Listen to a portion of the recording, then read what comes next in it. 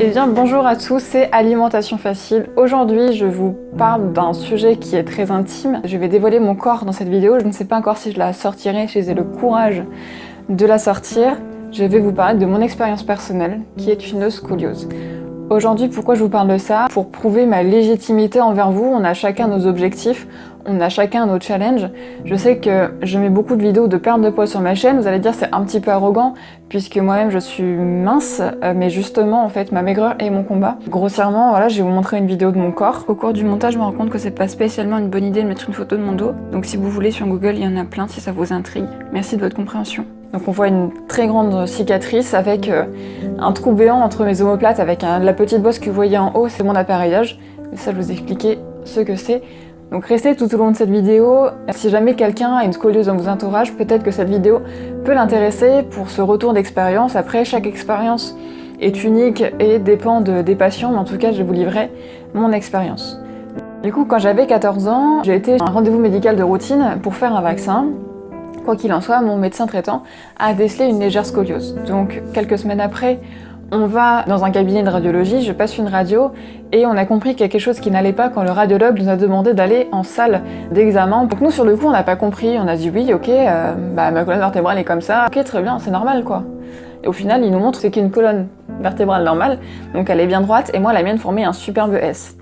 Alors je m'en souviens, elle était 33 à 33 degrés. Donc suite à ça, on s'est dit d'accord, quelles sont les démarches à faire, quelles sont les démarches à suivre. Donc j'ai été voir un médecin orthopédique qui m'a prescrit un corset. Alors un corset orthopédique, c'est pas comme les corsets de lingerie, c'est des corsets en plastique avec de la mousse à l'intérieur pour être confortable. C'est un corset sur mesure qui est fait en grandissant pour normalement redresser la colonne vertébrale, en théorie. Donc moi ce corset je l'ai gardé pendant 1 an, 24 heures sur 24. Je peux vous dire que j'adorais le sport. Ça me permettait d'enlever ce corset parce que quand il fait chaud, mais c'est une horreur, ça brûle, ça pince, ça déforme le corps, c'est une horreur. Si comme moi vous l'avez à l'âge bête, tous vos amis vous tournent le dos parce que vous êtes la personne différente, aucune compréhension de la part des professeurs qui me faisaient des gros yeux parce que mon corset faisait du bruit sur la chaise, comme si je faisais exprès de faire du bruit. Bref, c'était pas une très bonne expérience, hein. Donc j'avais ce corset pendant 1 année, j'ai fait de la natation pendant 8 heures par semaine, bon ça j'aimais bien donc il n'y avait pas de souci, de la kiné et des semelles orthopédiques. Bon après ils ont été sympas avec moi, de toute façon le corset n'a rien fait, ma scoliose s'est encore aggravée. Donc l'année d'après je le gardais que la nuit, par contre je continuais toujours la natation, la kiné et les semelles orthopédiques.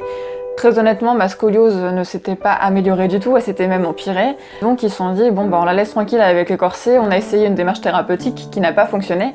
La seule chose maintenant qui peut fonctionner, ça va être l'opération, donc ce qu'on appelle l'arthrodèse. L'arthrodèse, ça consiste à quoi? C'est tout simplement mettre des tiges et des vis dans la colonne vertébrale dans le but de la redresser. Donc chouette, c'est la seule démarche qui peut exister, bon bah ok, on va se faire opérer. Donc j'ai été voir 3 chirurgiens, prendre rendez-vous chez mes examens, cardiologue, tout ce qui s'ensuit. Et finalement, 2 mois avant l'opération, je me dis non, je suis pas prête, c'est pas possible, je suis tétanisée. Faut savoir qu'il y a des risques de paralysie. Sur le coup, je m'étais dit non, c'est pas possible, j'ai pas risqué une paralysie alors que tout va bien, j'ai pas mal, etc. Sauf que quand j'ai commencé à travailler de manière saisonnière pour gagner un petit peu d'argent pour pouvoir financer mes études, je me suis rendu compte qu'en fait c'était clairement pas possible quoi. Quand j'ai fait du relevage de vigne, j'avais des douleurs impossibles, avoir des nausées, vraiment à être contractée non-stop et vraiment ça faisait super mal. Je me suis dit, à un moment donné, là je travaille, allez 3 semaines, ça me fait super mal. Sur le long terme, quand je travaillerai tout le temps, qu'est-ce que ça va être quoi? Et puis après, quand on pense à plus tard, des grossesses, etc., je me suis dit, mais ça va pas être possible. Donc autant le faire maintenant, je suis jeune, allez, je fonce, j'y vais quoi. Donc je prends rendez-vous cette fois-ci avec le chirurgien de Poitiers. Là, tout de suite, ça s'est vraiment super bien passé. Il expliquait plein de choses, il était compréhensif, il écoutait. Très bonne expérience, il m'a rassurée sur le fait que la paralysie, en fait, on avait des électrodes sur la plante des pieds qui mesuraient l'intensité électrique parcourue dans la colonne vertébrale. Donc dès qu'il y avait un moment dans l'opération où il y avait un truc qui n'allait pas, où l'intensité diminuait, c'était stop, on arrête et aucun risque de paralysie, ou du moins vraiment très très faible. Ce qui était très rassurant. Bon, alors je vous cache pas qu'effectivement, le jour J de l'opération, enfin la veille de l'opération, sur le chemin, je n'étais pas du tout emballée par cette opération, j'avais encore une nouvelle fois très très peur, mais bon, ça c'est normal. On sait que c'est un changement qui va radicalement changer notre vie, donc forcément, ça fait flipper. Quoi qu'il en soit, je descends dans le bloc. Petite parenthèse, si cette petite dame, l'infirmière du bloc, tu te vois, ne dis plus jamais une phrase comme ça. Pour la petite anecdote, donc je descends au bloc, il fait très froid, je ne suis peu couverte, et en fait j'ai peu de veines. Surtout quand il fait froid, elles s'atrophient, elles se rétrécissent. Donc la petite dame veut me passer un cathéter, pour m'endormir en fait, simplement pour passer à l'anesthésie, des médicaments pour relaxer un peu parce que j'étais très tendue, on se demande pourquoi, et elle n'arrivait pas à me piquer. Et elle me fait cette phrase, eh bien dis donc, ça commence mal. Je vais me faire opérer pendant 5 heures, tu me dis ça commence mal. Ne dis pas ça à une petite personne qui a peur de se faire opérer, ça a un impact vraiment négatif, on se dit merde, ça y est, je vais être paralysée, je vais mourir durant l'intervention, je ne sais pas. Surtout quand c'est la première intervention, il ne faut pas dire des phrases comme ça, vraiment pas. Donc bref, quoi qu'il en soit, on m'endort, je me réveille 6 heures après au lieu de 5 heures. Je me réveille avec le visage gonflé, avec une pompe à morphine, une douleur terrible.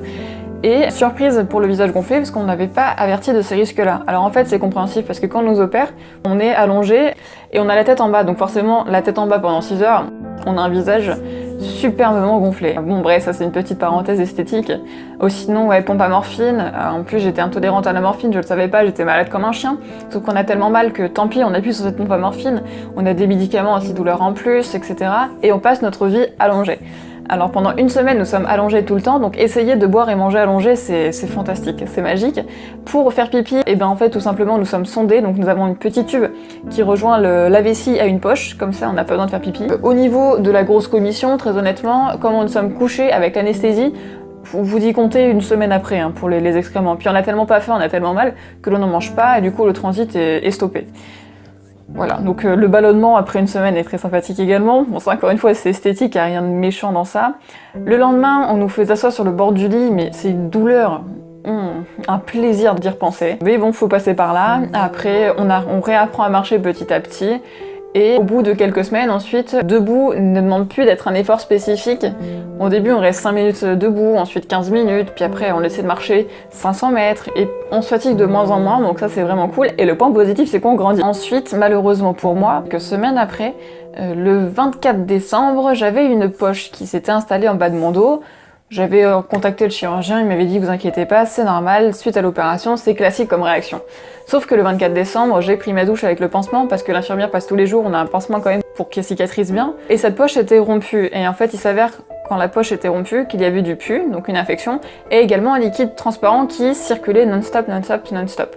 Ce liquide transparent était le liquide céphalorachidien parce que dans la colonne vertébrale, on a un petit tube où le liquide céphalorachidien transite pour faire baigner le cerveau, entre guillemets. Sauf que moi, il s'est coulé pendant 2 jours. Le 25 décembre, j'ai fait que dalle, tant pis, je fais les fêtes de famille, on a un pansement compressif suite à la vie de l'infirmière et puis on fait notre vie. Finalement, j'étais pas plus mal que ça, j'avais un peu mal au crâne, mais c'était pas non plus foufou, quoi.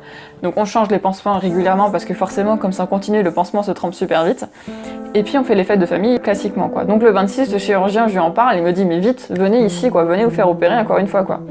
Donc j'y viens, en effet, le liquide s'écoule tout le temps, l'interne le voit, me crie « Ah, ça coule !» alors que je l'avais averti 5 minutes avant. Mais comme je ne suis pas médecin, forcément, on n'écoute pas les patients. Bref, un petit coup de gueule si je puis me permettre. Donc en effet, on voit ça, on me dit « Mince, ça va pas, il y a un méningocèle ». Enfin bref, une infection. Et du coup, on me dit, on va ouvrir uniquement que le bas de la colonne vertébrale, on va faire un grand nettoyage, on va le colmater, cette petite ouverture de la moelle épinière, et puis ça va très bien se passer, quoi. Meilleure expérience que la précédente, en tout cas dans la salle d'opération. Les infirmiers hyper cool, hyper bienveillants, faire des blagues. On m'a dit quand est-ce qu'on allait m'endormir, je ne suis pas réveillée intubée, donc super bien. J'ai pu me réveiller tranquillement, comme la chirurgie était beaucoup plus courte, cette fois-ci elle a duré peut-être 1 heure, un truc comme ça. Donc bon, facile, le réveil, tranquille. Malheureusement on n'a pas respecté mon choix, on m'a refoutu une pompe à morphine. On m'a fait appuyer dessus, donc je peux vous dire que j'ai utilisé la pompe à morphine une seule fois, alors que j'avais bien insisté pour ne pas le faire, surtout que j'avais pas spécialement mal. On ne m'a pas encore écouté. Bon, ça, malheureusement, ce sont les médecins, nous sommes les patients. Notre choix n'est pas tout le temps respecté, mais bon, ça reste malgré tout une bonne expérience relative. Alors après, encore une fois, comme je vous l'ai dit, la douleur, finalement, avec le temps, on l'oublie très vite. Après, voilà, encore là, à l'heure actuelle, ça fait 2 ans et demi, alors que je vous parle. Ma cicatrice est assez jolie. Par contre, j'ai du mal à prendre des muscles en haut de l'omoplate et à prendre du poids.